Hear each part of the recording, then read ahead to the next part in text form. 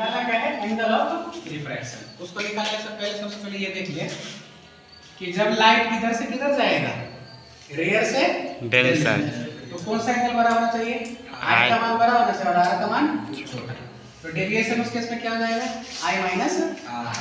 अगर light denser से rare जाएगा तो क्या होगा, रेयर एंगल का वैल्यू बड़ा होगा, सॉरी रिफ्रैक्टेड एंगल का मान बड़ा होगा और इंसिडेंट एंगल का मान छोटा होगा। ये तो सिंपल।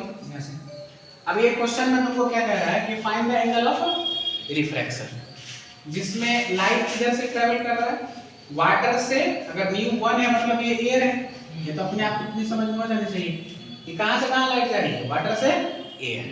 तो वाटर, अच्छा किसका, इसका रिफ्रैक्टिव इंडेक्स का मान कितना है, 4/3।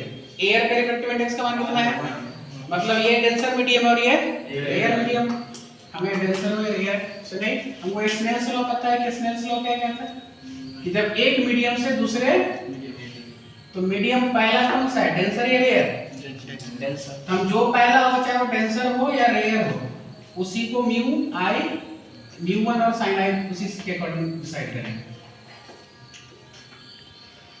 कोई दिक्कत इसमें? तो म्यू 1 का काम इस वक्त में कौन कर रहा है, 4/3।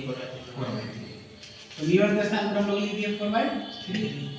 अब यहाँ पे साइन आई के स्थान पे, यहाँ पर ध्यान से देखो गिवन क्या है कि, और इसके स्थान पर 1 और साइन आर।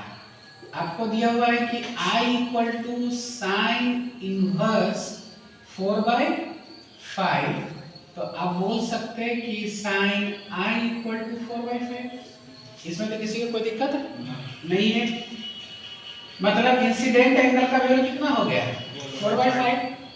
और इससे थोड़ा क्वेश्चन आगे सॉल्व करने से पहले एक चीज और देख लो, अगर कोई राइट एंगल ट्रायंगल है पाइथागोरस ट्रिपलेट के अकॉर्डिंग, ये 90 डिग्री है, ये अपना काम करता है कौन सी, हाइपोटेनस का। हाँ। और अगर ये छोटा साइड का वैल्यू हम लोग 3 ले लें, ये 4 हो गया, तो इसका वैल्यू कितना हो जाएगा, 5। तो छोटे साइड के सामने में छोटा एंगल जो कि बनाता है 37, बड़ा साइड के सामने में बड़ा एंगल जो कि अगर ये 37 है, एक्यूट एंगल होने के कारण इसका वैल्यू कितना हो जाएगा, 53 डिग्री। अब आप यहां से देख लीजिए कि साइन आई का वैल्यू कितना दिया हुआ है, 4/5।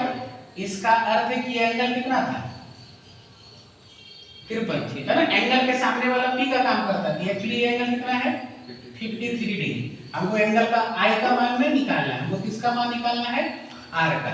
तो हम यहाँ से इसका वैल्यू लिख सकते हैं कि साइन यहाँ दिया हुआ था 4/3, साइन I का वैल्यू कितना दिया हुआ है, 4/5 दिया हुआ नहीं, अभी आपने निकाला कितना, 4/5 इक्वल टू म्यू 1 के स्थान पर 1 और साइन आर। इसमें कोई दिक्कत नहीं। अब वैल्यू सीधा सीधा लिख ले, कितना हो जाएगा, 16/5। तो साइन आर का वैल्यू कहीं कोई कैलकुलेशन पर गलती नहीं है, तो हो गया जब यार